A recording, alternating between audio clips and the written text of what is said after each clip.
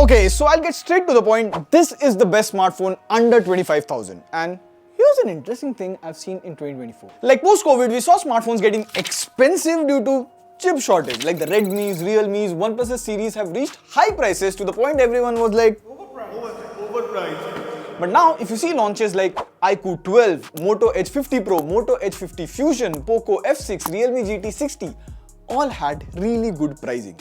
Seems like अच्छे दिन आ रहे हैं. I mean, specifically for smart. So great, smartphones are getting cheaper. But what is the best smartphone you can buy under 25,000 rupees? Well, stick around till the end. Let the battle begin. Now, before we jump into the video, these are the 5 newly launched smartphones under 25,000 rupees. But, we will not include Realme's GT60 and Poco F6 in this because, see here, the price of the Poco F6 is shown 25,999. Great! But then if you closely read, it is first sale price. Plus, it's not just bank discount, it is also smartphone exchange offer. What if I don't have a smartphone?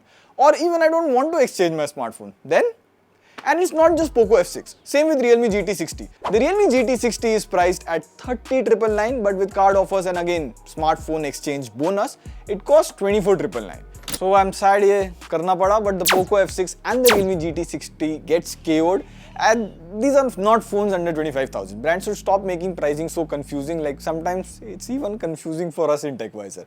Now, if you need overall a good smartphone under 25,000, these 3 options are good and camera is the most surprising part here. But before that, let's start with build quality first. Like all the 3 phones have quite unique look and feel. Both on the Phone 2a and Nord CE4, you get a complete plastic build. But on the Edge 50 Fusion, you have a vegan leather back. Now, the most important thing here would be the Nord CE4 and Phone 2a. If you see, these are fingerprint magnets. And it might be a little bit hard to show on camera, but if you see, the Phone 2a's back has some scratches on it. With the Edge 50 Fusion, a small wise tip from our side, make sure you don't keep the keys and the phone in the same pocket. The back might get scratched. Like if you see, at the bottom, there are a few scratches with ours. But in my opinion, it doesn't matter because after buying a phone, you slap a case on it. So design choices are subjective. Hands down, Motorola has the most premium feel in this list. But out of the 3, personally, I like the design of the Nothing Phone 2a because it is something different. But what's not subjective here would be the display. Just to refresh your memory, here are the display specs of all the 3 phones.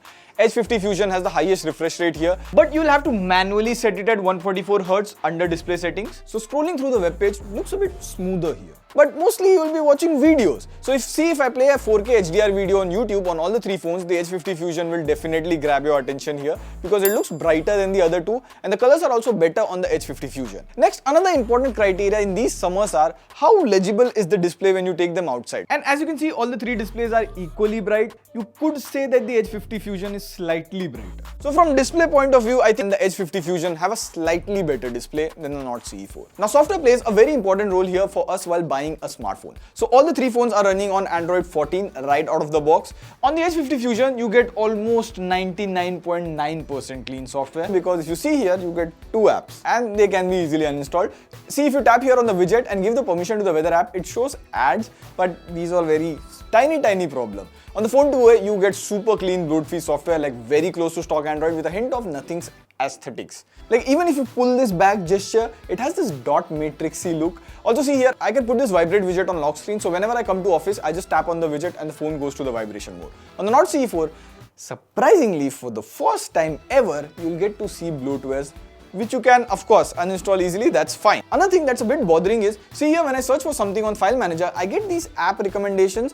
To disable this, you have to do this pinch out gesture, go on the home screen and go to more, and then you can disable the global search option. Also, you get a couple of options for customizations, like you can change fingerprint unlock animation, change the always on display style. Plus after the recent update, you get the AI eraser option for photos. So let's test it out. I'll take this photo and I draw around the subject, boom, erased. On the Edge 50 Fusion, you get some extra features like if I'm feeling bored, I can double tap on the back and watch Instagram Reels. Plus, you get some ecosystem features as well, like I can connect this phone to my laptop via Ready For, and let's say I want to send a photo from my phone to the laptop. See, I can simply access the phone's internal storage. I can just copy and paste directly on my laptop. And one thing to mention here is everything is happening wirelessly. Like I can connect the phone to my TV and pair my budget gamepad and fire up Asphalt 9. See, I turn this into like a budget gaming setup. And all of these features work with any laptop and any TV that supports Miracast or Chromecast. And then there are a tons of features with Hello AI. We have done a dedicated video on it. You can watch it over here. And these are software update policies promised. The Phone 2a and the Edge 50 Fusion can last you longer here in software update. But one thing to note here would be Motorola so far has been slower in providing updates, but hopefully this year they improve in terms of providing timely software updates. Next up is performance, and the specs of the phones are these. And we ran the Antutu benchmarking app, which gives an overall score to the phone's CPU, RAM, etc. And if you see in the scores, Nord CE4 has the highest score here. And we also ran the CPU throttling benchmark, and the graph is all green, no throttling, no heating, unnecessary, all that's good. But benchmarks and graph don't tell you how a phone performs in real life scenarios. So we did some extreme testing. We played COD Mobile on all three phones for half an hour, and on the Nord CE4 and Motorola Edge 50 Fusion, you can play COD at high graphics, maximum frame rate, which is 60 FPS. On the Phone 2a, you can play the game in low settings at ultra frame rates, which is 90 FPS. And the gameplay was smooth here, everything was good, but this was about gaming. How about tasks like editing videos on the phone? So we took a video in Adobe Rush and then applied a black and white grade and an overlay, and we exported it in 1080p. And surprisingly, the Edge 50 Fusion does it first in the Phone 2a and the Nord CE4. And not just once. We tried this multiple times, and every single time, the Edge 50 Fusion was faster. Surprising, right?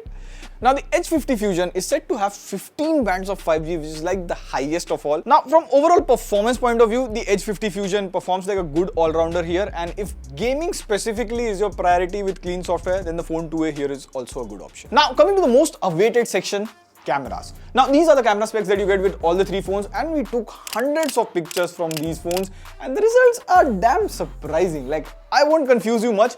Editor ji, samples pesh kiye jaye. Okay. And see, in the first glance, the Phone 2a and Edge 50 Fusion sample look better than the Nord CE4. Like if you zoom in on my face a bit, see the Nord CE4, my skin tone looks a bit pinkish, has no sharpness. The Phone 2a here has done a decent job, but it has added brightness to my face. The Edge 50 Fusion here looks very natural. It has proper sharpness, light control and everything.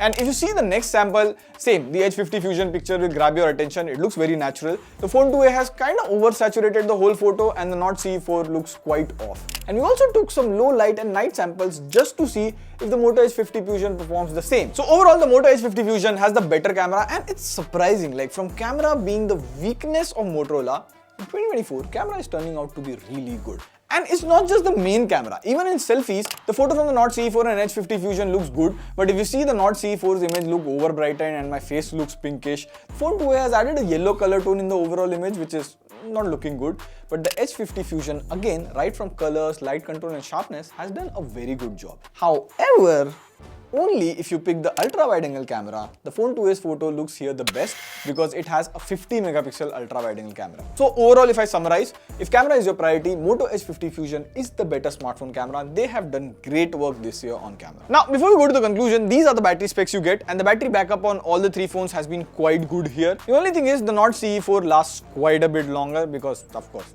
bigger battery, bigger standby. And in terms of charging, the Nord CE4 charges at 100 watt, the Phone 2a at 45 watt, the Edge 50 Fusion at 68 watt. And one thing to note here is you get charger in the box only with the Nord CE4 and Edge 50 Fusion. You have to buy the charger separately for the Phone 2a. Also, we tried charging the Phone 2a multiple times and it would get capped at 25-30 watt. So it never charges at 45 watt. Maybe this can be fixed via a software update, but as of now, it is what it is. So what's the conclusion here? Which is the best smartphone under 25,000? So right from having a good display to good performance, good camera and all, I feel the Edge 50 Fusion here is right now the best smartphone under 25,000. And after the Edge 50 Fusion, I think the Phone 2a here secures the second position for best smartphone under 25,000, because if you see, specs offering to user experience ratio is very good. So let us know what are your thoughts on this one. The comment section is all yours. On that note, your Top G Prateek signing off. See you pretty soon. Pew, pew, pew, pew.